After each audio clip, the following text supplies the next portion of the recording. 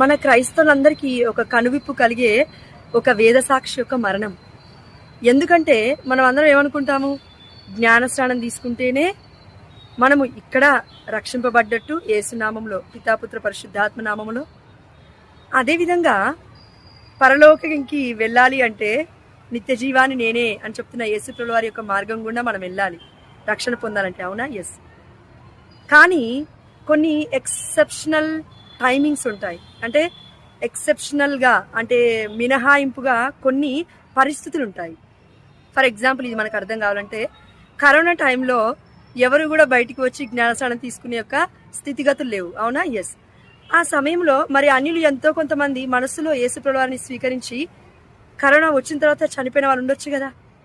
మరి ఆ సమయంలో దేవుణ్ణి అంగీకరించిన వారికి రక్షణ ఉండకుండా పోతుందా? పరలోక రాజ్యం దేవుడు ఇవ్వడా? అంటే ఏంటంటే కొన్ని సందర్భాలలో మినహాయింపు అనేది ఉందండి. మన కనతలియన కథోలిక శ్రీ సభ ఇది డైరెక్ట్గా చెప్పకపోయినా ఈరోజు ఒక పునీతురాలి యొక్క గొప్ప పండుగను మనం కొనియాడుతున్నాము.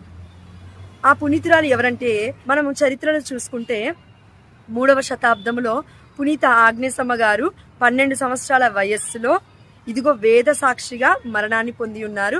మన కన్నతలియన కథోలిక శ్రీ సభ అది ప్రకటిస్తూ ఉంది ఇప్పటికీ కూడా.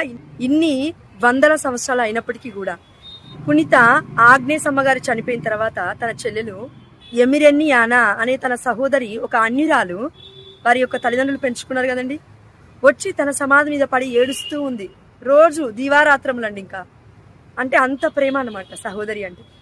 ఆ సమయంలో రోమా ఎంపైరర్ ఉన్న సమయంలో, రోమా సామ్రాజ్య సమయంలో చక్రవర్తి మాటల ప్రకారము చూసిన విన్న కొంతమంది సైనికులు వచ్చి ఆ యొక్క ఎమిరెన్నియానా అనే ఈ యొక్క బాలికను, ఈ యొక్క 13 ఏళ్ల చిన్నారిని రాళ్లతో కొట్టి అదే సమాధి పైన చంపేశారు.